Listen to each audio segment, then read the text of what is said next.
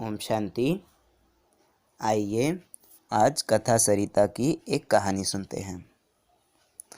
एक दिन एक लड़के को अपने बगीचे में टहलते हुए एक टहनी से लटकता हुआ तितली का ककून दिखाई दिया। अब हर रोज़ वो लड़का उसे देखने लगा और एक दिन उस लड़के ने नोटिस किया कि उस ककून में से एक छोटा छेद बन गया है। उस दिन वो वहीं बैठ गया और घंटों तक उसे देखता रहा।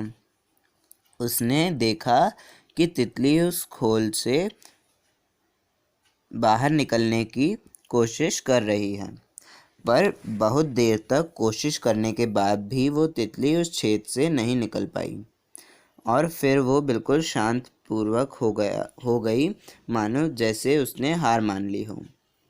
इसलिए लड़के ने निश्चय किया कि वह तितली की मदद करेगा।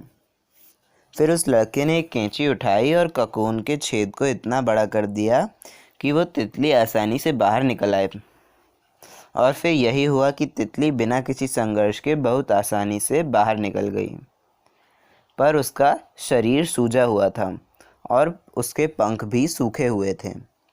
वो लड़का उस तितली को ये सोचकर देखता रहा कि तितली किसी भी समय अपना पंख फैलाकर उड़ने लगेगी, पर ऐसा कुछ भी नहीं हुआ। इसके बाद बेचारी तितली कभी उड़ ही नहीं पाई और फिर तितली को अपनी बाकी की ज़िंदगी इधर उधर घिसटते हुए बितानी पड़ी।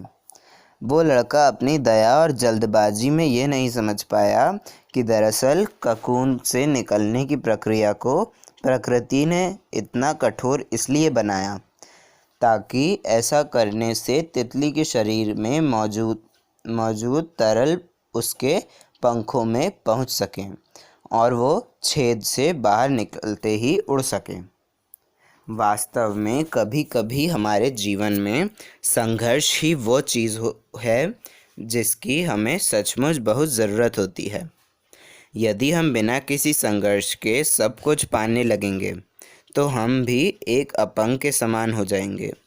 फिर हम किसी भी मेहनत और संघर्ष के कभी उतने मजबूत नहीं बन पाएंगे जितनी हमारी क्षमता है। इसलिए जीवन में आने वाले कठिन पलों को अच्छे दृष्टिकोण से देखिए। वो आपको कुछ ऐसा सिखा जाएंगे जो आपकी ज़िंदगी की उड़ान को मुमकिन बना पाएगा। अच्छा, ओम शांति।